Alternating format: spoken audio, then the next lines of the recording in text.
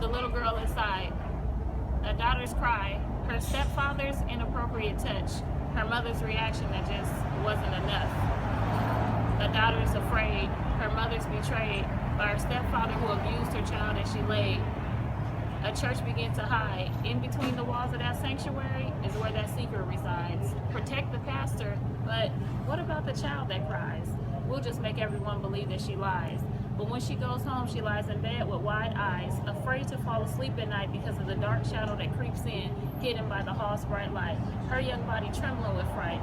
She wished that daytime could last forever, because she's afraid at night, and there's no end in sight. A silenced child, afraid to smile, and pain is hurting so deep, who screams at God every night, "Why do you let him keep hurting me? You have the power to put me out of my misery." No longer wanting to be the victim that hides, getting older makes you wise, and now that I know you're wrong, I got rage inside, and I'm ready to let it out. I'm not sure how, so I scream and I shout at every man who thinks that I will bow down to him.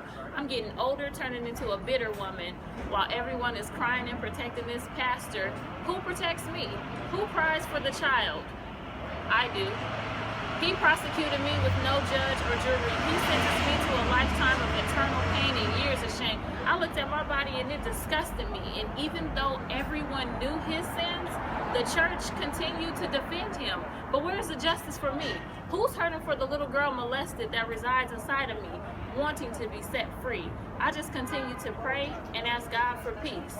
But how do I release the little girl inside? The little girl whose nightmares keep me up late night and I cry. The molest started when I was only 5.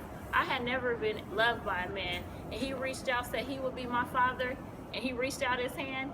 I never knew that he would expose me to my first experience with deception. Good father, good pastor was everyone's perception. They didn't realize that I was being abused by the same hands that was supposed to be my protection.